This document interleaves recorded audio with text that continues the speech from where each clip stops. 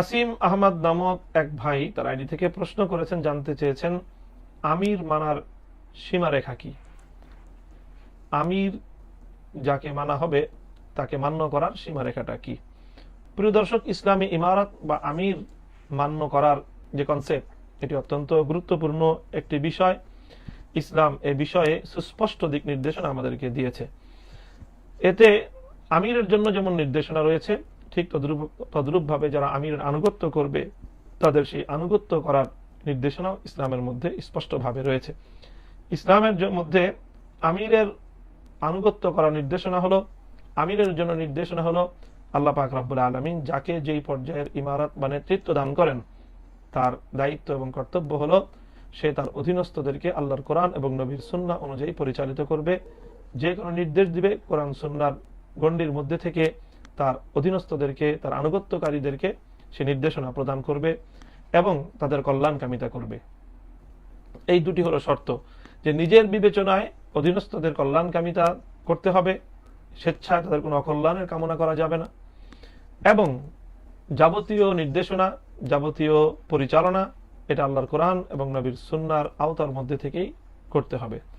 একজন আমির যখন কোরআন সুন্নাহর নির্দেশনার আওতায় থেকে তার অধীনস্থদেরকে পরিচালনা করবে অথবা নির্দেশনা দিবে, তখন অধীনস্থদের জন্য সেই আমিরের আনুগত্য করাটা এটা জরুরি এবং ওয়াজিব হবে। আব্দুল্লাহ ইবনে ওমর রাদিয়াল্লাহু তাআলা আনহু থেকে রিওয়ায়াত সহিহ বুখারী শরীফের মধ্যে বর্ণিত হয়েছে, নবী সাল্লাল্লাহু আলাইহি ওয়াসাল্লাম قال السمع والطاعة على المرء المسلم فيما أحب وكره। পছন্দ অপছন্দ, স্বেচ্ছা অনিচ্ছা প্রতিটি ক্ষেত্রে একজন মুমিনের জন্য আনুগত্য করা বাধ্যতামূলক। মা লাম ইউমার বিমাসিয়াতিন, যতক্ষণ পর্যন্ত আমিরের পক্ষ থেকে সে কোনো শরীয়ত গর্হিত কোনো মাসিয়াত, কোনো গুনাহের কাজের আদিষ্ট না হয়। ওয়াইজা উমিরা বিমাসিয়াতিন ফালা সামআ ওয়ালা তাআতা, যদি কাউকে, কোনো মাখলুক, কোনো নেতা, কোনো আমির, সে যেই হন না কেন, যদি এমন কোনো নির্দেশ দেয় যে নির্দেশটি পালন করলে আল্লাহর হুকুম লঙ্ঘন করতে হয়, আল্লাহ পাক রব্বুল আলামিনের মাসিয়াত করতে হয়, তাহলে সেক্ষেত্রে ফালা সামআ ওয়ালা তাআতা, সেক্ষেত্রে তার কথা শোনা যাবে না এবং তার আনুগত্য পরিহার করতে হবে। এমন বর্ণনা হাদিসের কিতাবের মধ্যে, হাদিসের পাতায় পাতায় অনেক বর্ণনা রয়েছে। যদি আমির তার সীমারেখার মধ্যে থেকে, কোরআন এবং হাদিসের সে সীমারেখার ভিতরে থেকে নির্দেশনা প্রদান করে, সেই আমির যত নগণ্য মানুষই হোক না কেন, যত সাধারণ মানুষই হোক না কেন, এমনকি সেই আমিরের নির্দেশনাটা নিজের কাছে অযৌক্তিক মনে হলেও সেই আমিরের আনুগত্য করা প্রত্যেক সাধারণ মানুষের জন্য, আনুগত্যকারীর জন্য জরুরি। আল্লাহ রাসূল সাল্লাল্লাহু আলাইহি ওয়াসাল্লাম বলেছেন যে ওয়াইন উম্মিরা আলাইকুম আবদুন হাবাশিয়ুন কাআন্না রাসাহু যাবিবুন, অর্থাৎ তোমাদের উপর যদি একজন হাবশী কালো গোলামকেও আমির বানিয়ে দেয়া হয়, যাকে দেখতেও খুব কুশ্রী লাগে, তবুও তোমাদেরকে তার আনুগত্য করতে হবে। আনুগত্য থেকে নিজেকে, আমিরের আনুগত্য থেকে নিজেকে গুটিয়ে নেওয়ার কোনো সুযোগ নেই। তবে হ্যাঁ, যদি আমির আল্লাহর কোরআন এবং নবীর সুন্নাহ বা শরীয়তের কোনো বিধিনিষেধের বাইরে গিয়ে কোরআন সুন্নাহ বিরোধী কোনো নির্দেশ প্রদান করে, তাহলে সেক্ষেত্রে আমিরের আনুগত্যের ব্যাপারে অধীনস্থদের করণীয় কি, সে বিষয়টিও সহিহ বুখারী, মুসলিম শরীফ সহ বিভিন্ন হাদিসের কিতাবের একটি ঘটনার উদ্ধৃতি থেকে আমরা সে বিষয়টি জানতে পারি। যেমন হযরত আলী রাদিয়াল্লাহু তাআলা আনহু থেকে একটি বর্ণনা রয়েছে, আল্লাহ রাসূল সাল্লাল্লাহু আলাইহি ওয়াসাল্লাম একটি বাহিনী প্রেরণ করলেন এবং সেখানে একজন ব্যক্তিকে আমির নির্ধারণ করলেন। তখন আমির ঘটনাচক্রে পথিমধ্যে কোথাও তার অধীনস্থদের উপর রাগান্বিত হয়ে গেল। রাগান্বিত হয়ে সে বলল যে আল্লাহ নবী কি তোমাদেরকে আমার আনুগত্য করতে বলেনি? সকলেই বলল যে হ্যাঁ, আনুগত্য করতে বলেছে। তাহলে তোমরা এক কাজ করো, তোমরা লাকড়ি জমা করো, তারপর তার মধ্যে অগ্নি সংযোগ করো। আগুন ধরিয়ে দেওয়ার পর আমির তাদেরকে নির্দেশ দিলেন যে তোমরা সকলে সারিবদ্ধভাবে এই আগুনের মধ্যে ঢুকে পড়ো। তখন সাহাবায়ে কেরামের মধ্যে কিছু মানুষ তারা সেই আমিরের আনুগত্য করে আগুনে প্রবেশ করার জন্য তারা প্রস্তুত হয়ে গেলেন। আর অবশিষ্ট সাহাবারা তাদেরকে বারণ করলেন যে না, আমিরের আনুগত্য করে আমরা আগুনে প্রবেশ করতে পারি না।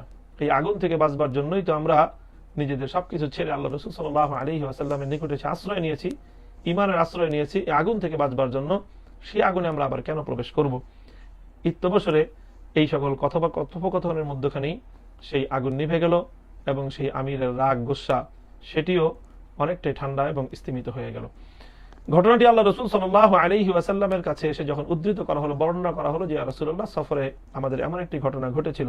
আল্লাহর নবী শুনে মন্তব্য করেন লাউ দাখালুহা মা খারাজু মিনহা আবাদান, যদি তোমরা সেই আগুনের মধ্যে ঢুকে যেতে তাহলে আর কখনোই আগুন থেকে তোমাদের বের হওয়ার সুযোগ হতো না। এরপর আল্লাহ রাসূল সাল্লাল্লাহু আলাইহি ওয়াসাল্লাম অত্যন্ত মৌলিক একটি নীতিমালা বর্ণনা করলেন, সেটি হলো লা তাআতা ফি মাসিয়াতিল্লাহ ইন্নামাত তাআতু ফিল মারুফ। লা তাআতা ফি মাসিয়াতিল্লাহ ইন্নামাত তাআতু ফিল মারুফ, যে অর্থাৎ আল্লাহর নির্দেশনা লঙ্ঘন করে কোনো আনুগত্য চলবে না। মাখলুক সে যেই হোক, যত বড় আমির হোক, তার আনুগত্য হলো ফিল মারুফ, অর্থাৎ শরীয়তের সীমারেখার ভিতরে থেকে। সুতরাং শরীয়তের সীমারেখার ভিতরে থেকে আনুগত্য করা, এটাই হলো আমিরকে মান্য করার সীমারেখা। আমির যতক্ষণ পর্যন্ত তার অধীনস্থদের কল্যাণকামিতার উপর থাকবে এবং আল্লাহর কোরআন এবং নবীর সুন্নাহর অনুসরণের উপর থাকবে, ততক্ষণ পর্যন্ত আমির আনুগত্য করতে হবে। আমির যদি কখনো কোরআন সুন্নাহর বাইরে নির্দেশনা দেয়, তখন সে আমির আনুগত্য করা যাবে না। আমির যখন কোরআন সুন্নাহর বাইরে নির্দেশনা দিতে থাকবে, তখন সেই আমিরকে তার জায়গা থেকে, তার ইমারতকে সেখানে অব্যাহত না রেখে, বহাল না রেখে, সেখানে এমন আমির নির্ধারণ করা চাই যে আমির কোরআন সুন্নাহর আলোকে মানুষকে পরিচালিত করবে। সেটার জন্য যা কিছু করার প্রয়োজন হয় সবকিছু করাটাই তখন সাধারণ ইমানদারদের দায়িত্ব এবং কর্তব্য হয়ে দাঁড়ায়। আর আমির যদি এমন কোন নির্দেশ দেয় যেটি এই মামুরদের এবং অধীনস্থদের জন্য কল্যাণ নয়, বরং তার এর বিপরীত, সেক্ষেত্রেও আমিরের আনুগত্য করে অকল্যাণকর কাজ করা, এটারও বাধ্যবাধকতা ইসলামী শরীয়তের মধ্যে নেই।